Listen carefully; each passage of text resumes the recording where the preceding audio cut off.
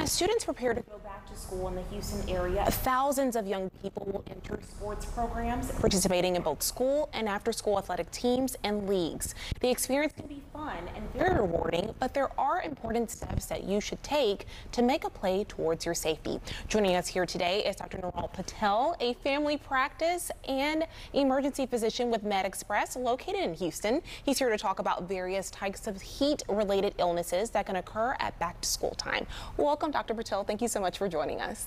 Thank you, Kara, for having me on the show again. Absolutely. So let's go ahead and start our conversation off by talking about some of those warning signs of heat-related illness. So, obviously we are seeing temperatures of probably 3 digits, maybe higher, right? With the heat indexes or feels like. So the first symptom is probably feeling headache, feeling under the weather, so you're feeling like I'm not feeling unwell. And then mostly starts after being exposed to heat, like say even for 15 minutes when the feels like is about 100 degrees or something like that. So it can be body aches, muscle cramps, sometimes abdominal pain, cramping and diarrhea in severe situations. So it can vary from a mild all the way down to heat injury or even what we call exertional heat stroke. Very dangerous symptoms there to look out for. How can we protect ourselves when these temperatures are as high as they've been? So the number one thing is hydration, right? We always emphasize, make sure you drink adequate water. It does not have to be electrolyte, especially if you're not very active, but make sure you drink enough water.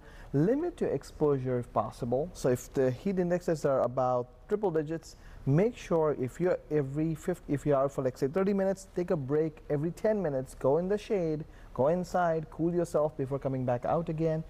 Clothing is the most important, right? So again, try wearing as loose clothing, light colored clothing if possible, because dark colored clothing, especially black, traps that heat and makes it feel even hotter. Of course, and I mean, you just named some of those tips there, but are there any other recommendations for anyone who is participating in those outdoor activities, especially our kids?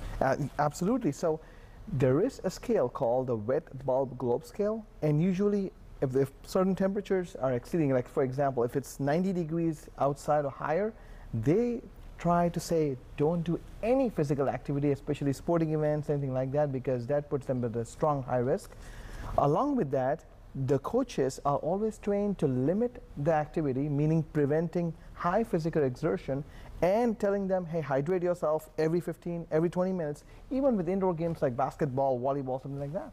Sure. And so not only heat-related illnesses is what we're talking about today, but what can parents do in general to protect their kids from getting sick with back-to-school time right around the corner? Well, it starts with hand hygiene. We all know that. We all learned during this COVID 2020, right? So make sure your kids are washing their hands.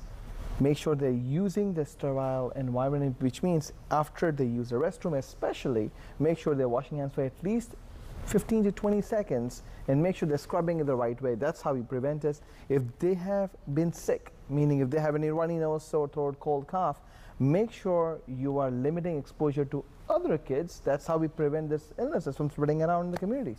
All right, so parents, make sure your kiddos wash their hands. So important there. Absolutely. Thank you so much, Dr. Patel, for sharing those tips. I mean, so important for back to school time and even beyond that, just to make sure all of us stay healthy.